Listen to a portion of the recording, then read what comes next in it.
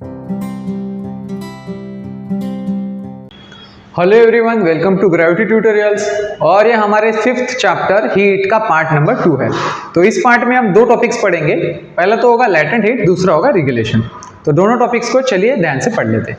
तो चलिए स्टार्ट करते हैं पहले टॉपिक से, जो कि है लैटेंट हीट। तो यहाँ पे लैटेंट हीट को समझने के लिए आपको एक एक्सपेरिमेंट परफॉर्म करने के लिए बोला है। उस एक्सपेरिमेंट को समझ लेते हैं कि उस एक्सपेरिमेंट में हमें क्या करना है। तो यहाँ पे आपने उस एक्सपेरिमेंट में आपने क्या किया है, एक कंटेनर ले लिया है। उस कंटेनर में आपने सॉलिड आइस फिल करके रखा है और नीचे उसके गैस बर्नर लगा दिया। आपने कंटेनर के नीचे गैस बर्नर लगा दिया, उसमें एक थर्मोमीटर भी इंसर्ट करके रख दिया है, जैसे आपकी टेक्स्ट बुक में दिखाया गया है। और फिर क्या कर रहे हो, आपने उस बर्नर को स्टार्ट कर दिया। तो इनिशियली आपको क्या दिखेगा, तो आइस जो है इनिशियली स्टार्टिंग में हमारा आइस सारा का सारा 0 डिग्री सेल्सियस पे था। और आप उसके बाद उसको हीट सप्लाई करोगे। तो क्या हीट सप्लाई करने पे टेम्परेचर बढ़ेगा क्या? तो स्टार्टिंग में जब आप हीट सप्लाई कर रहे हो, उसको आपको स्टर करते रहना है। आपको कंटिन्यूअसली उस मिक्सचर को स्टर करते रहना है। वहां पे जो भी सब्सटेंस रहेगा उसको स्टर करते रहना है। तो आपको पता चलेगा कि जब आप हीट सप्लाई कर रहे हो और आपका थर्मोमीटर इंसर्टेड है, तो आपको दिखेगा कि टेम्परेचर बढ़ नहीं रहा है। आप जो भी हीट सप्लाई कर रहे हो वो कहाँ जा रही है, सॉलिड आइस को लिक्विड वाटर में कन्वर्ट करने में सारी एनर्जी खर्चा हो रही है। और उसी एनर्जी का रिलेशन इस चीज के साथ है जिसको हम कह रहे हैं heat of fusion, specific latent heat of fusion. उसके बाद धीरे धीरे क्या होगा, सारा का सारा सॉलिड आइस लिक्विड में कन्वर्ट होगा। तब तक टेम्परेचर में बिल्कुल भी चेंज आपको नहीं दिखेगा। क्यों? क्योंकि तब तक एनर्जी सिर्फ सॉलिड को लिक्विड में कन्वर्ट करने के लिए इस्तेमाल हो रही। फिर उसके बाद जब सारा का सारा सॉलिड आइस वाटर में कन्वर्ट हो जाएगा तो टेम्परेचर 0 रहेगा और उसके बाद से टेम्परेचर बढ़ना स्टार्ट हो जाएगा। धीरे धीरे टेम्परेचर बढ़ेगा, कहाँ तक आएगा, 90, 91, 92, 99, 100 तक आएगा। और जैसे ही 100 वाला टेम्परेचर प्रेजेंट हो जाएगा, 100 वाले टेम्परेचर तक पहुंच जाएंगे, उसके बाद क्या होगा, वाटर बॉईल करना स्टार्ट कर देगा। और वाटर बॉईल करना स्टार्ट कर दिया, उसके बाद भी आपने हीट सप्लाई तो नहीं रोका है, आपका बर्नर तो शुरू ही है। तो क्या उसके बाद टेम्परेचर और बढ़ेगा क्या? नहीं, 100 डिग्री सेल्सियस पे आके आपका थर्मोमीटर स्टॉप हो जाएगा, उसकी रीडिंग स्टेबल हो जाएगी। उसके बाद टेम्परेचर और नहीं बढ़ेगा। तो फिर क्या चेंजेस आएंगे, ये हीट जो सप्लाई कर रहे हो वो कहाँ जाएगी, तो वो सारी की सारी हीट आपके लिक्विड वाटर को गैस में या फिर वेपर में कन्वर्ट करने के लिए इस्तेमाल होगी। इसलिए आपको दिखेगा कि जो भी वाटर बॉईल कर रहा है उसका टेम्परेचर जब तक पूरा का पूरा वाटर बॉईल ना हो जाए तब तक उसका टेम्परेचर क्या रहेगा, कांस्टेंट रहेगा। और इसी को हमने यहाँ पे ग्राफिकली डेमोन्स्ट्रेट करने की कोशिश की है।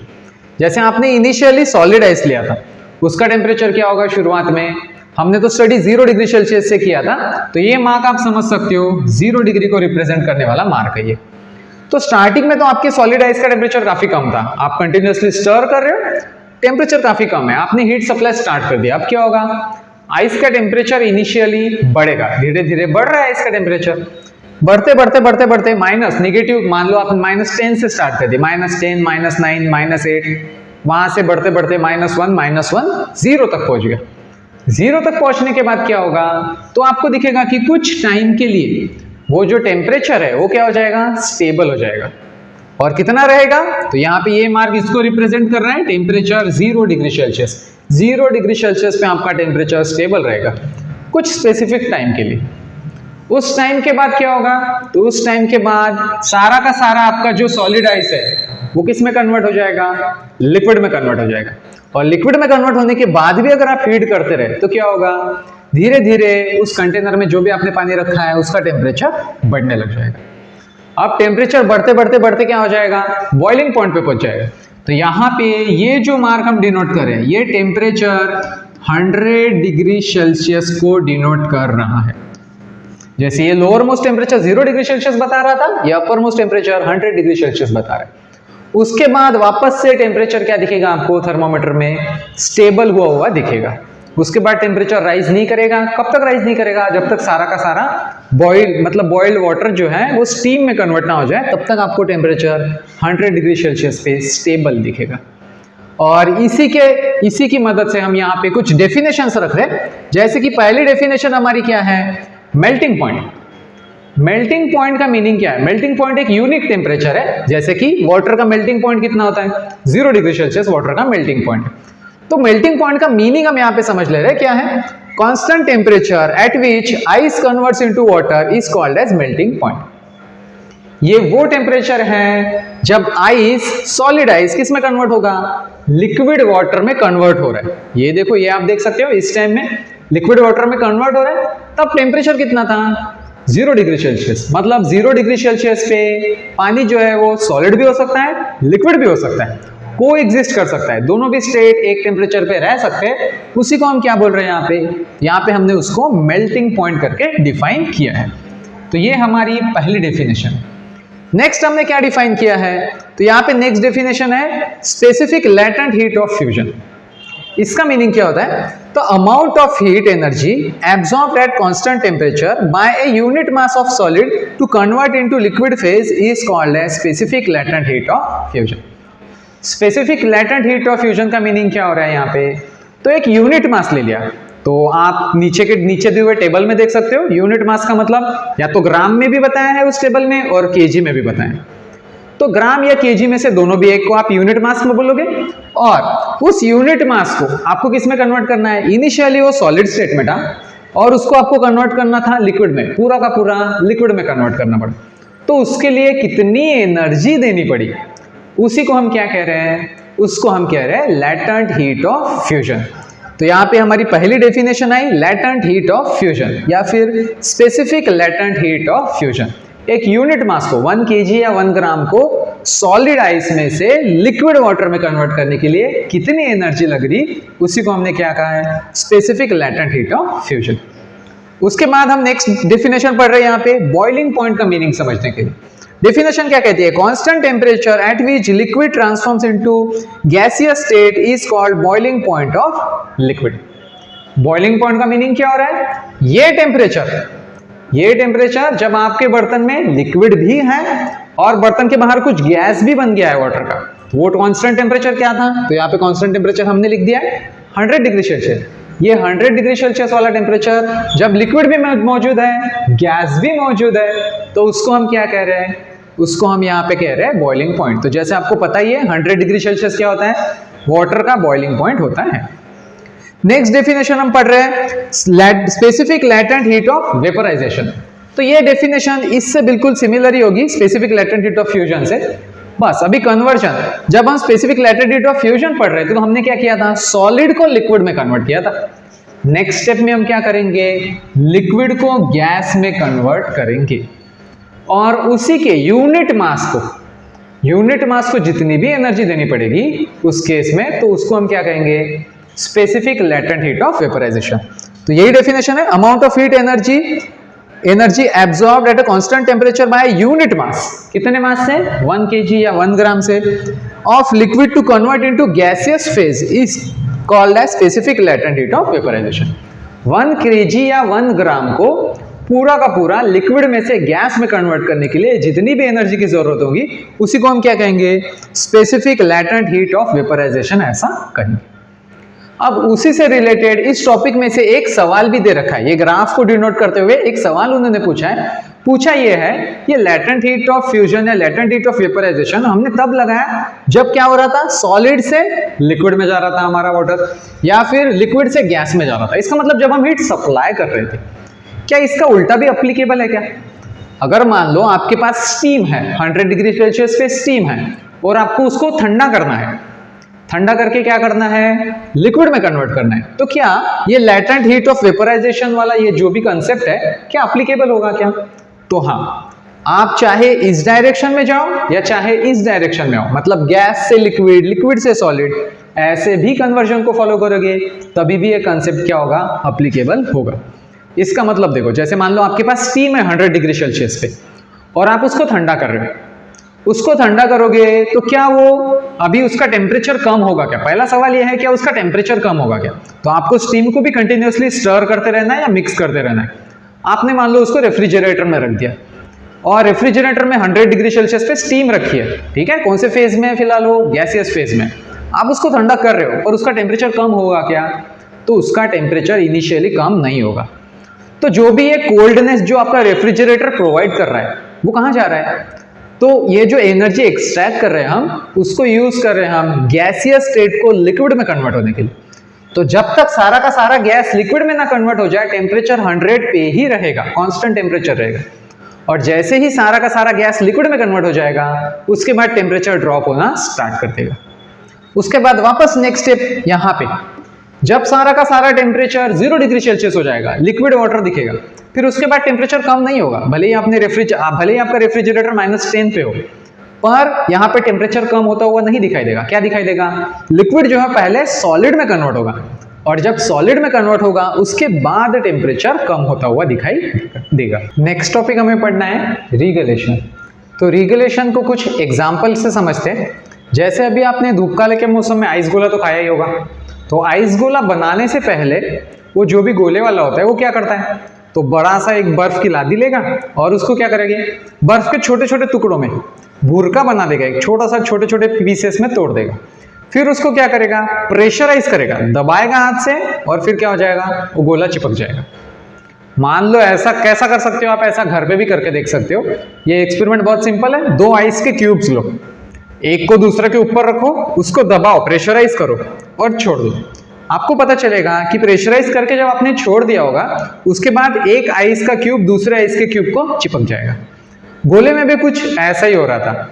जब उसने छोटे छोटे पीसेस में तोड़ दिया था बर्फ को और उसके बाद प्रेशराइज किया ना, प्रेशराइज करने के बाद वो सारी चीजें चिपक जाती है। तो यही रिलेटेड है हमारे टॉपिक रीगुलेशन से। ठीक, अभी यहाँ पे नॉर्मली अगर कोई और सॉलिड चीज लेते, मान लो आपने लोहे की चीज ले ली या वुडन चीज ले ली और उसको प्रेशराइज किया, तो क्या वो दिखाई देगा कि आपको चिपकते हुए? नहीं, वो तो नहीं चिपकेंगे। पर बर्फ में ये या फिर आइस में ये स्पेसिफिक प्रॉपर्टी हमें दिखाई देती है।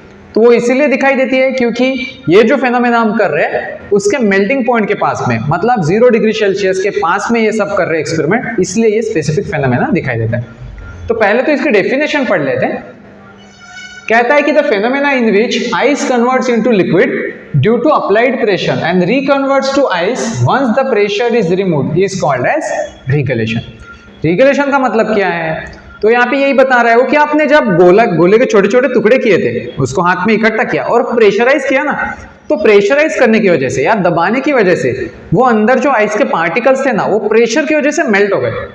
मेल्ट होके किस में कन्वर्ट हो गए? वाटर में कन्वर्ट हो गए। अब पानी जो था वो पानी क्या हुआ, जुड़ने लग गया, अंदर के अंदर उसका पूरा एक मास क्रिएट हुआ। और जैसे आपने प्रेशर रिलीज किया, प्रेशर रिलीज करते ही वो जो लिक्विड वाटर बन गया था वो वापस किस में कन्वर्ट हो जाएगा? सॉलिड आइस में कन्वर्ट हो जाएगा। तो यहाँ पे आपको दिखेगा कि प्रेशराइज करके छोड़ने पे क्या होगा, पूरा का पूरा मास जो है वो एक सिंगल मास में कन्वर्ट हो जाएगा, या फिर आपके आइस के 2 जो क्यूब्स थे वो क्या हो जाएंगे, जुड़ जाएंगे। और इसी फेनोमेना को हम क्या कहते हैं? इसी फेनोमेना को हम रीगुलेशन कहते हैं। तो उससे रिलेटेड एक एक्सपेरिमेंट भी दे रखा है आपकी बुक में।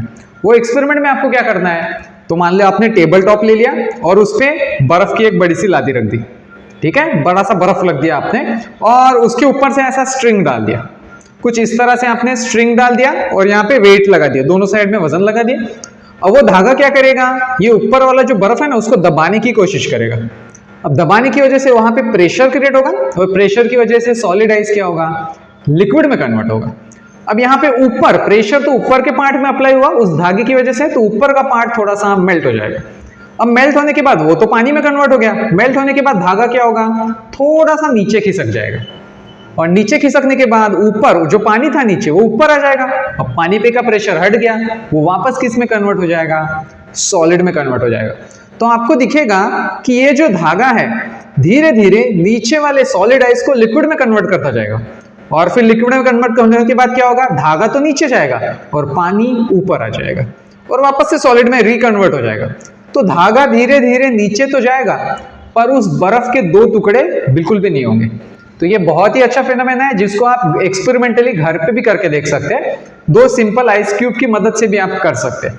और इसी फेनोमेना को हमने क्या कहा है, रीगुलेशन। रीगुलेशन का मीनिंग यही होता है कि जब आप प्रेशराइज कर रहे हो ना, तो आइस का मेल्टिंग पॉइंट चेंज हो रहा है, सॉलिड आइस लिक्विड में कन्वर्ट हो रहा है। और जब आप प्रेशर रिलीज कर रहे हो तो क्या हो रहा है, वही जो लिक्विड में कन्वर्ट हुआ था वो वापस सॉलिड में कन्वर्ट हो जाएगा, और फिर 2 आइस के क्यूब्स क्या हो जाएंगे, जुड़ जाएंगे। तो उसी से रिलेटेड कुछ सवाल है जो हम यहाँ पे देख लेते हैं। वो बोल रहा है कि हमने जो एक्सपेरिमेंट किया, यहाँ पे बर्फ रखा था, उस पे से धागा डाल दिया था, धागा धीरे धीरे नीचे खिसक रहा था। उस एक्सपेरिमेंट में will the ice slab break, क्या आइस स्लैब के 2 टुकड़े हो जाएंगे क्या? तो नहीं, आइस स्लैब के 2 टुकड़े इस केस में नहीं होंगे। धागा नीचे नीचे जाते जाएगा और ऊपर का पार्ट क्या होगा, जुड़ते जाएगा धीरे धीरे। तो आपको सिंगल आइस का ब्लॉक पहले जैसे था, बाद में भी आपको सेम दिखाई देगा। नेक्स्ट है what is the effect of height on melting and boiling point. तो ये फेनोमेना समझने के लिए वैसे तो ये अपर क्लासेस से आता है, पर आपको एक एग्जांपल दे देता मैं यहाँ पे। जैसे देखो, ये बॉइलिंग पॉइंट वाला जो फेनोमेना है या मेल्टिंग पॉइंट वाला भी जो फेनोमेना है ना, ये बहुत ज्यादा रिलेटेड है प्रेशर से। तो आप घर पे एक प्रेशर कुकर तो यूज करते ही होंगे, या फिर आपने देखा होगा अपने पेरेंट्स को यूज करते हुए। तो प्रेशर कुकर किस लिए बनाया जाता है? ताकि बहुत ज्यादा जो आप पानी जो भरोगे उसमें, तो आप आधा कुकर पानी भर दोगे, उसके बाद अगर आप उसको बॉईल करोगे तो क्या होता है, अंदर का प्रेशर बढ़ता है। तो प्रेशर बढ़ने से क्या हो रहा है, उसका बॉइलिंग पॉइंट भी बढ़ जाता है। इसलिए प्रेशर कुकर के अंदर जो पानी होता है ना, वो 100 डिग्री सेल्सियस पे बॉईल नहीं होता है, वो अप्रोक्सीमेटली 300 डिग्री सेल्सियस पे बॉईल होता है। और उसके अंदर जो प्रेशर होता है ना, वो भी बहुत ज्यादा होता है। अगर मान लो कभी ढक्कन फट गया तो आपको पता चलेगा कि बहुत जोर से ऊपर फेंका जाता है ढक्कन को। क्यों? क्योंकि प्रेशर कुकर के अंदर काफी ज्यादा प्रेशर उसने होल्ड करके रखा था। तो यहाँ पे बताने का मतलब ये है कि जैसे जैसे प्रेशर बढ़ता है तो वैसे वैसे बॉइलिंग पॉइंट क्या होता है, तो बॉइलिंग पॉइंट भी बढ़ता है। प्रेशर के बढ़ने से बॉइलिंग पॉइंट बढ़ता है। तो अभी सिंपल ये कर सकते हो आप, एक्सपेरिमेंट क्या हो सकता है उससे रिलेटेड। मान लो आप वाटर को थोड़ा हाइट ऊपर लेके गए, यहाँ पहले तो यहाँ आपने बॉइलिंग पॉइंट चेक किया, यहाँ पे बॉइलिंग पॉइंट कितना है, 100 डिग्री सेल्सियस। मान लो आप उसको हिमालय की चोटी पे लेके गए, एवरेस्ट पे लेके गए, और फिर वहां चेक करने की कोशिश की, तो प्रेशर क्या हो गया अभी, तो जैसे हिमालय पे चढ़ गया तो आपको दिखाई दिया कि प्रेशर तो कम हो गया, तो वहां पे बॉइलिंग पॉइंट भी क्या हो जाएगा, कम हो जाएगा। प्रेशर बढ़ता है तो बॉइलिंग पॉइंट बढ़ता है, प्रेशर कम होगा तो बॉइलिंग पॉइंट भी कम होगा। और जैसे जैसे हाइट ऊपर ऊपर जाओगे आप, हाइट बढ़ाओगे तो क्या होगा, प्रेशर कम होता जाएगा, बॉइलिंग पॉइंट भी कम होगा। नेक्स्ट इससे रिलेटेड है फिर मेल्टिंग पॉइंट का क्या होगा। अगर आप हाइट बढ़ाओगे तो मेल्टिंग पॉइंट क्या होगा। अब एक्चुअली मेल्टिंग पॉइंट जो होगा ना, वो हाइट के साथ प्रेशर तो कम हो रहा है पर मेल्टिंग पॉइंट बढ़ेगा उस केस में। और आपको ये नजर आएगा कि जैसे जैसे आप प्रेशर कम करोगे, मेल्टिंग पॉइंट और बॉइलिंग पॉइंट अपने पास पास आने की कोशिश करेंगे, एक दूसरे के पास पास आएंगे, और एक ऐसा स्पेसिफिक प्रेशर और टेम्परेचर आ जाएगा जिसको हम ट्रिपल पॉइंट कहते हैं। वो आप हायर क्लासेस में पढ़ोगे, पर ट्रिपल पॉइंट एक स्पेसिफिक प्रेशर होता है और टेम्परेचर होता है जहां पे तीनों स्टेट्स को एग्जिस्ट करते हैं। मतलब अभी तक तो आपने नहीं देखा होगा कि एक गिवन टेम्परेचर पे सॉलिड भी रह सकता है, पानी लिक्विड भी रह सकता है, गैस भी रह सकता है, ऐसा आपने कभी देखा नहीं होगा। पर स्पेसिफिक टेम्परेचर जिसको मैंने कहा ट्रिपल पॉइंट पे आप देखोगे कि वाटर ना बॉयल भी कर रहा होगा और लिक्विड भी थोड़ा थोड़ा होगा और आपको थोड़ा थोड़ा सॉलिड आइस भी दिखाई देगा। तो ये सारी चीजें हायर क्लास के लिए जाती है।